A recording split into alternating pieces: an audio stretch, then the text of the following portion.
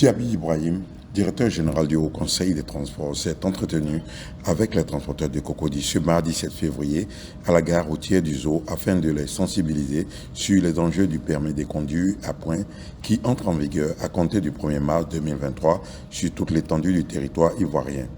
À cet effet, il a rappelé que le permis à points est conçu comme un appel à la vigilance permanente des conducteurs et a pour objectif d'éviter l'infraction et la récidive. Il vise également à réduire considérablement les accidents et le nombre de personnes tuées sur la route. Transporteur, chauffeur de Cocody, et je pourrais même dire, chers camarades transporteurs et chauffeurs de la Côte d'Ivoire. Nous sommes ici ce matin dans le cadre donc d'une activité très importante qui a un lien avec l'activité des chauffeurs et qui a un lien avec l'activité des transporteurs. Quand on parle de sécurité en général, ça veut dire la protection. Mais quand on parle de sécurité routière en particulier, ça veut dire la sécurité sur la route. Alors il se trouve que dans ce domaine, ceux qui sont en train de parler de sécurité routière ne sont pas forcément des transporteurs ou des chauffeurs. Parce que le ministre Amadou Koné qui parle de la sécurité routière aujourd'hui, il n'est pas transporteur, il n'est pas chauffeur, mais il est préoccupé par la sécurité routière.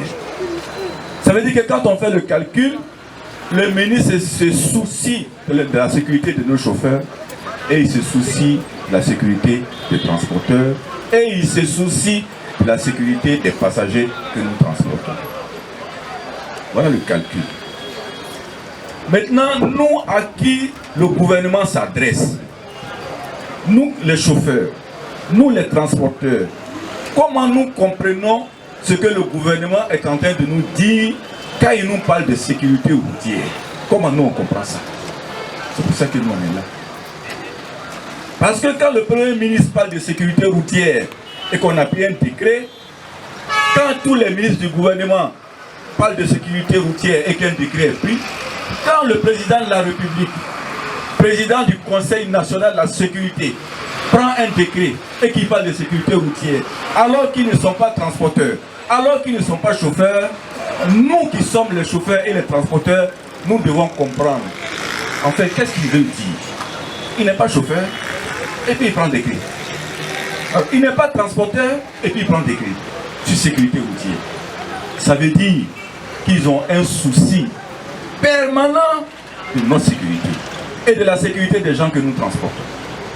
Alors si on a compris ça, alors tout ce qu'on fait aujourd'hui comme commentaire, ça s'arrête.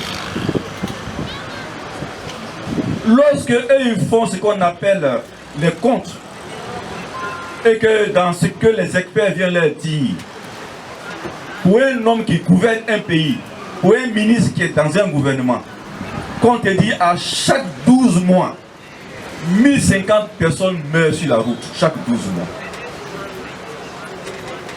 Et qu'on te dit dans les 1050 morts, il y a au moins 100 chauffeurs qui meurent chaque 12 mois dans les accidents de la circulation. Et qu'on te dit en termes de dégâts matériels, c'est-à-dire que quand on fait un accident avec un taxi, on va réparer. Ça coûte de l'argent. Quand un autocar se renverse, on va faire un crédit réparation. Ça coûte de l'argent. Quand le véhicule, souvent, nous-mêmes on fait des accidents, le véhicule est irrécupérable. Ça coûte de l'argent. Et ça coûte 14 milliards chaque 12 mois aux transporteurs. Alors quand vous faites les trois additions, 1050 personnes sont tuées chaque année. Plus de 100 chauffeurs meurent sur la route chaque année. Plus de 14 milliards sont perdus par les transporteurs chaque année. Mais un gouvernement qui se veut organisateur, protecteur de sa population, prend forcément des décisions.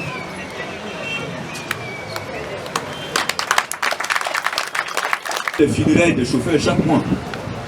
Moi, j'ai pas envie. Donc, j'ai un problème que vous ne voyez pas. Si vous êtes de l'autre côté, le DG de vos conseils, mais toujours celui qui dit oui. On dirait qu'il est devenu membre du gouvernement. Parce que ça se dit. Mais je vous dis ce matin, je n'ai pas envie de continuer de faire des funérailles des chauffeurs parce qu'ils sont morts dans les accidents chaque fois. Je n'ai pas envie. Je veux que ça s'arrête.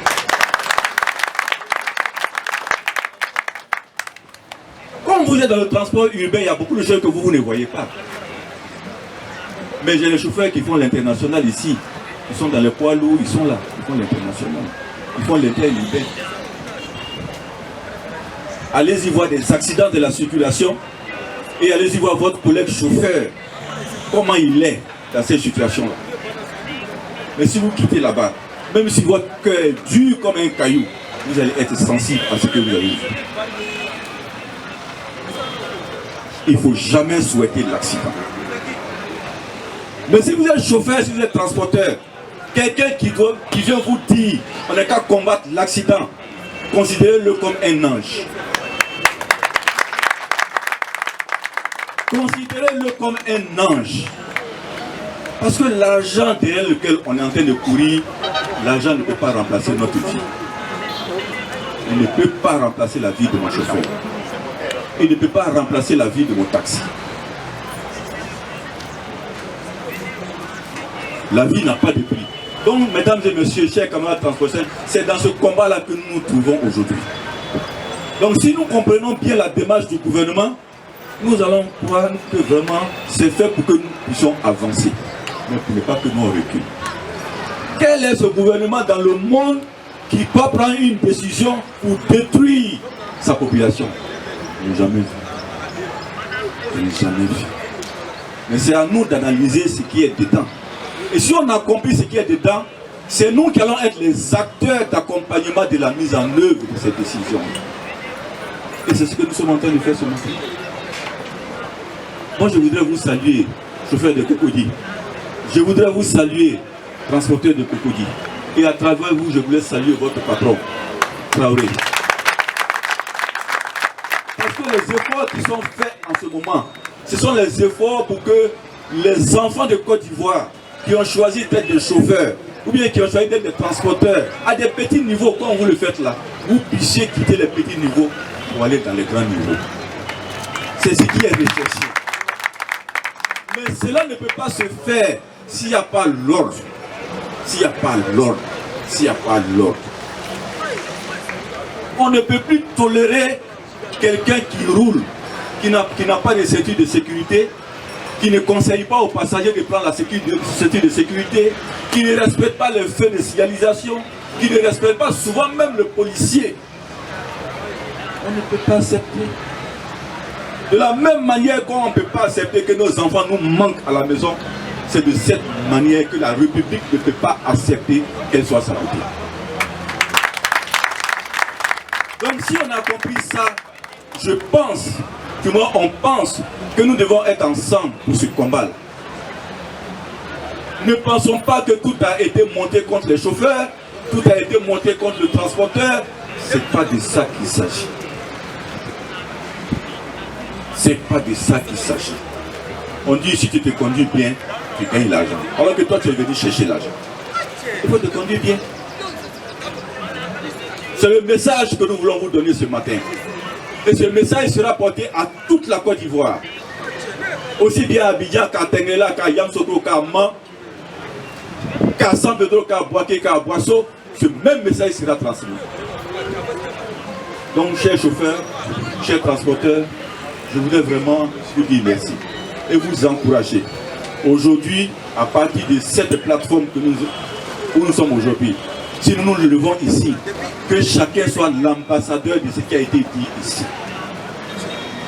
Combattons la vitesse, combattons l'indiscipline sur la route, combattons le non-respect du code de la route, combattons l'alcool, combattons la drogue, combattons les mauvais comportements. Essayons de faire en sorte pour qu'il y ait les différents délégués, les délégués sur le terrain, sous la coupe de votre patron. Faites en sorte que les chauffeurs de Cocody, quand on sort le matin, quand on voit leur habillement, on doit savoir que ces jeunes gens-là, on leur a dit quelque chose. Quand on voit leur tenue, quand on voit ce qu'ils disent aux passagers, on doit savoir que ces jeunes gens-là, on leur a donné des conseils. Voilà le message que je voulais vous donner. N'ayez pas peur. N'ayons pas peur Nous sommes des transporteurs, nous sommes des chauffeurs. Nous voulons devenir des professionnels. Mais pour devenir un professionnel, il y a des défis que tu dois relever. La compagnie de transport de Boaké, avec papa Kwame Nzikan, paix à son âme, il a commencé par les taxis, après il a commencé par les baka, après il a acheté des bêtes. C'est de là-bas qu'il est devenu propriétaire de près de 200 autocars aujourd'hui. Mais il a commencé petit. Mais dans son calcul de transporteur, il s'est dit que moi je vais devenir grand. Donc pour devenir grand là, tout ce qui peut me mettre en retard, je dis non. Donc il a respecté tout le code de la professionnalisation jusqu'à ce qu'il soit à ce niveau. Il n'est pas là aujourd'hui, mais on ne sent même pas que le vieux n'est pas là. Parce que UTP ne fait que immatriculer le nouveau camion. Parce qu'il a déposé un système de travail qui est un système professionnel. Et c'est là-bas le ministre Amadou Koné veut nous envoyer. Où est le problème? Alors donc si on comprend ça, il faut qu'on cesse de penser que les gens sont contre nous. Les gens sont en train de nous enlever dans l'informel pour nous envoyer au formel. On peut ne pas comprendre. Si on n'a pas compris, on va déléguer, il y a 2 points là qu'on n'a pas compris. Si le délégué aussi n'a pas compris, alors c'est DG de haut conseil. Ah, il y a ça que nous on n'a pas compris. Si DG de haut conseil, il dit alors chez le ministre. Voilà comment on fait les choses. On ne reste pas dans les communes pour faire des analyses, pour faire des conclusions, pour tirer des conséquences sur des choses que vous ne savez pas. Quand on ne sait pas, on va à l'information. Et celui qui est professionnel, c'est celui qui a l'information. Je vous dis ce matin, s'il y a des choses que vous ne comprenez pas, voici votre délégué. Si vous arrivez que lui ne comprend pas, lui vient chez le DG du Haut Conseil. S'il vient que le DG du Haut Conseil ne comprend pas, lui va chez le ministre des Transports. Quand on arrive là-bas, on ne va pas trouver solution. Donc voilà le séminaire.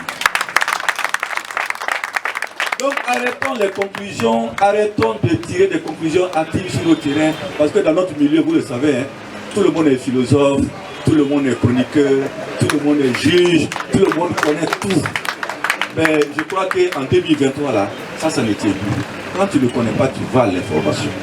Moi-même, quand je ne connais pas, là, je vais chez le ministre des Transports. Et quand il quitte là-bas, maintenant, moi aussi, je donne l'information. On dit que DG a dit, mais en réalité, c'est le ministre qui a dit. Voilà comment ça se passe. Donc, je voudrais attirer votre attention là-dessus. Soyons sages. Soyons sages. Comprenons notre travail. Comprenons notre travail. Prenons ce travail-là très au sérieux. Moi, je vais toujours venir vous retrouver ici en vie. Je ne veux pas de veillée fidèle parce que le petit, il est parti cogner un poteau, il est mort. On s'en va fouiller après, on dit non, il avait bu trop d'alcool. On ne veut pas ça. Ou bien il a laissé, il est parti tomber dans un caniveau. La police fait l'enquête, on voit qu'il était drogué. On ne veut pas ça. On ne veut pas ça du tout. Et on ne cessera jamais de vous dire la vérité. On ne cessera jamais de vous sensibiliser. Parce que la Côte d'Ivoire de demain, c'est vous. Parce que le transport de demain, c'est vous. Parce que l'avenir social de demain de ce pays-là, c'est vous. Et quand vous êtes l'avenir d'un pays, quand vous êtes l'avenir d'une population, vous devez savoir que vous avez des bagages sur les épaules. Et c'est dès que vous êtes petit que vous devez commencer à vous prendre en charge. Parce que demain, c'est vous. On était avec le ministre tout à l'heure. Il a dit que sur les 28 millions de personnes qui sont en Côte d'Ivoire, c'est moins de 10% de la population qui possède des véhicules. Moins de 10%. Sur les 28 millions. Ça veut dire que les propriétaires de véhicules sont insignifiants par rapport à la population. Donc 90% de la population est transportée par moins de 10% de la population. Vous voyez votre importance? Vous transportez 90% de la population. Plus vous-même que vous transportez, ça veut dire 100%. Mais quand on a une charge comme ça, c'est pas, on ne vous laisse pas vous, comme ça, on doit vous surveiller, on doit vous conseiller. Donc le rôle de la République aujourd'hui, c'est de vous donner ces conseils. Parce que vous avez la vie de 28 millions de personnes en main. On doit vous donner des conseils. On doit prendre des dispositions pour que vous travaillez dans de bonnes conditions. L'État doit prendre des dispositions pour que vous puissiez respecter au moins le code de la route. Au moins. Donc c'est ce qui est en train de se faire aujourd'hui. Ne croyez pas que les gens prennent des dispositions pour vous détruire. Ne croyez pas que des gens sont en train de prendre des pour que vous soyez des gens en échec. Ne pensez pas à ça. Non. Amadou Kone n'a jamais acheté taxi.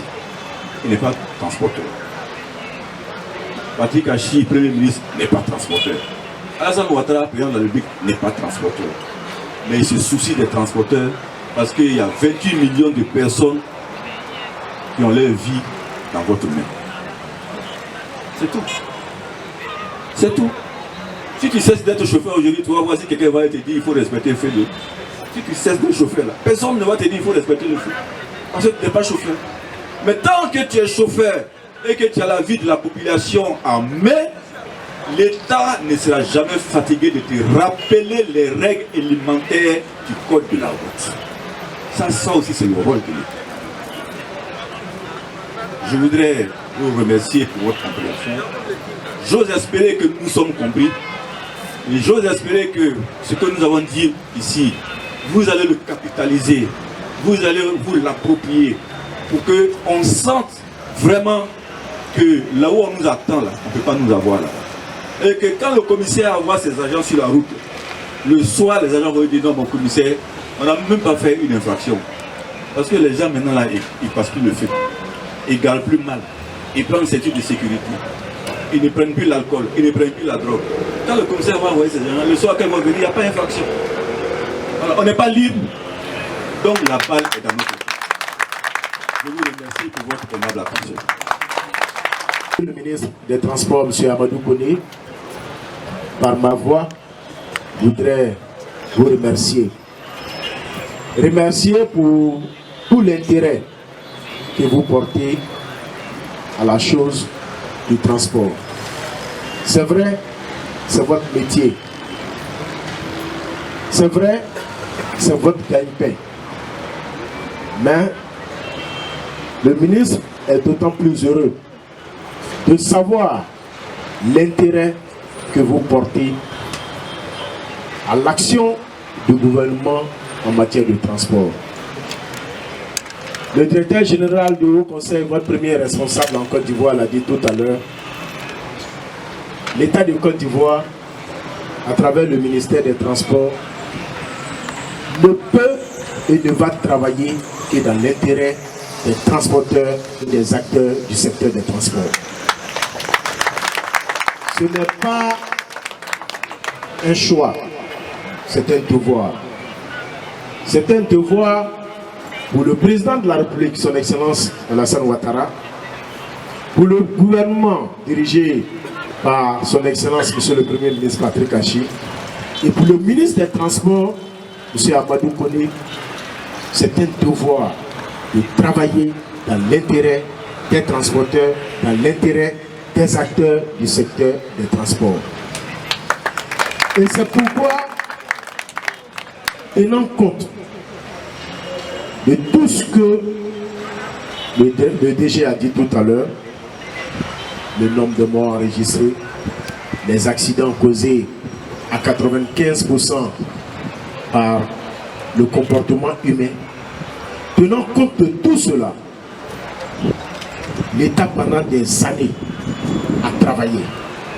a travaillé main dans la main avec les acteurs que vous êtes.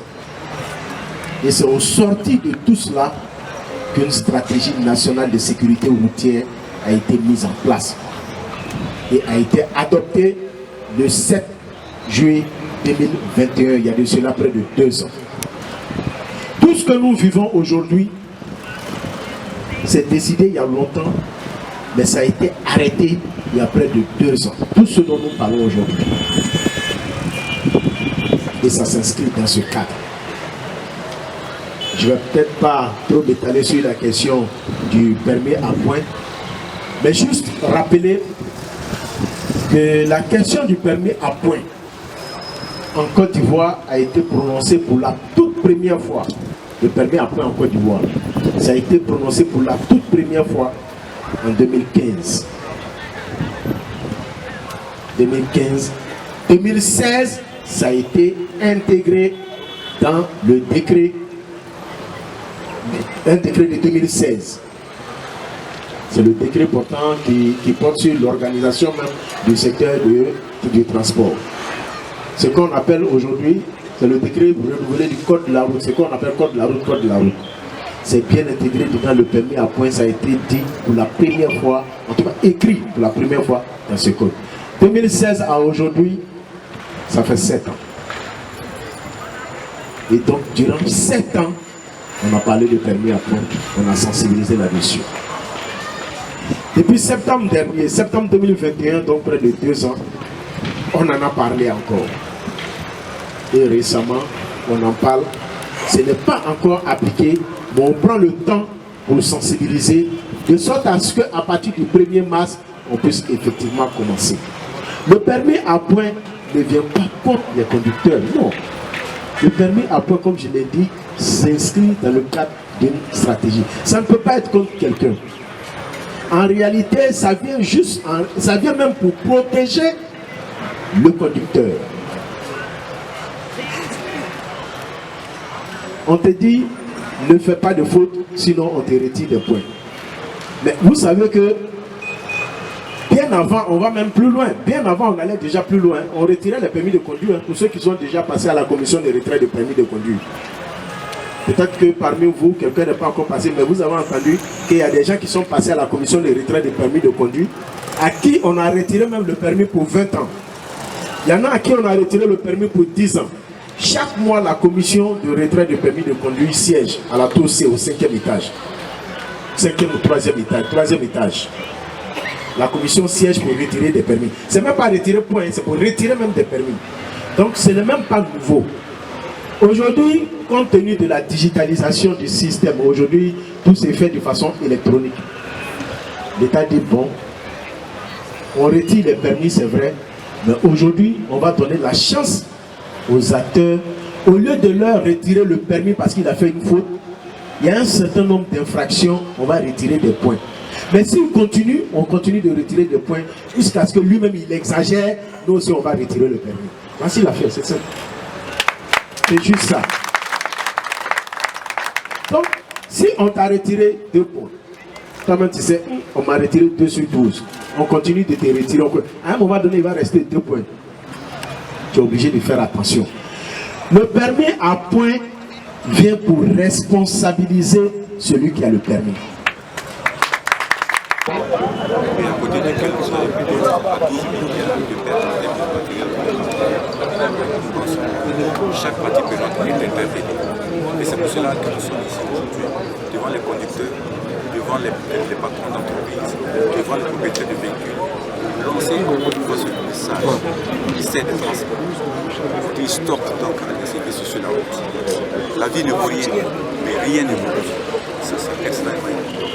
On souhaite que tous les acteurs s'approprient donc cette philosophie pour que désormais sur une route, nous puissions avoir des jeunes gens conducteurs extrêmement soucieux du respect du code de la route et par ricochet de protéger la vie des humains et leur vie.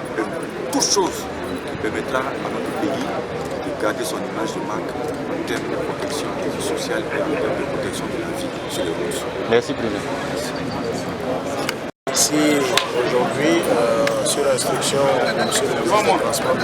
Amadou Djoni, pour accompagner les transporteurs dans cette action de sensibilisation qui s'inscrit dans le cadre de la Semaine nationale de sécurité routière. Le ministre des Transports se réjouit de l'intérêt que portent les transporteurs, les acteurs du secteur des transports à cette action gouvernementale qui est instituée une semaine de sécurité routière tous les mois jusqu'en fin 2023. Donc, le ministre se réjouit de cette grande mobilisation des transporteurs à accompagner le gouvernement dans la lutte contre l'incivisme routier. Notamment, vous avez sensibilisé sur le permis. Qu'est-ce qu'il faut retenir de cette sensibilisation? Alors, ce qu'il faut retenir de cette sensibilisation, c'est tout ce travail fait main dans la main avec les différentes institutions administratives, les différents acteurs du secteur des transports pour aboutir à faire baisser le taux de mort sur nos routes. Et c'est ça l'objectif du gouvernement, faire en sorte que, conformément à la stratégie nationale de sécurité routière, on puisse réussir par les actions menées, aussi bien en termes de sensibilisation que des actions de contrôle, qu'on puisse réussir à faire baisser le taux de mort sur nos routes, sur les routes en commun. Oui, allez-y. Bonjour. Bonjour. Au terme de l'émission de sensibilisation, quel engagement, quel message? Merci. D'abord pour remercier vous les hommes de la presse, parce que c'est en passant par on peut atteindre l'objectif. Je voulais vous rassurer quand quelqu'un l'a et tombe, ça donne leur tombe. Nous sommes conscients du rôle que nous devons jouer et ces sensibilisations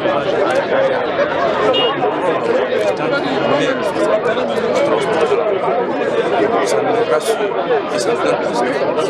Continuer ce qu'il y avait déjà commencé et conscientiser et faire transformer un chauffeur familiariser à lui en famille pour lui indiquer où il faut penser. Et c'est ce que nous atteler à faire. Tout ça pour voir des mondes et nous allons continuer à les sensibiliser. La sensibilisation, bien sûr, a une limite, mais quand vous êtes chez vous, et que c'est votre travail, c'est votre gagne-pain, comme je l'ai dit tout à l'heure, votre rôle est de continuer. Nous allons continuer, non seulement nous allons continuer à demander d'abord aux chauffeurs, mais aussi demander aux que les véhicules soient lisibles au niveau des plaques d'immatriculation. Parce que si le plaque d'immatriculation est invisible, on a le point acquis. Le conducteur est ce qu'il y a de force. Donc notre rôle serait de sensibiliser et le faire chacun à son rôle. En règle, vous avez quand on veut faire le transport, il y a des règles à respecter. Donc quand vous ne les respectez pas, évidemment, c'est vous qui allez fonctionner. Donc nous allons les sensibiliser à leur dire, si vous avez sur sa plaque de manipulation, il y a du cadre légal, là, vous allez faire en 24 heures, que en 48 heures. Donc c'est là que nous devons conscientiser et les conducteurs, eux, de les mettre devant leurs responsabilités. Quand vous transportez des gens, des êtres humains, et que vous avez leur vie en main, c'est à vous de comprendre la charte que vous avez. Donc notre rôle serait de toujours les rappeler, les rôles à jouer dans les activités qu'ils ont choisies. Merci.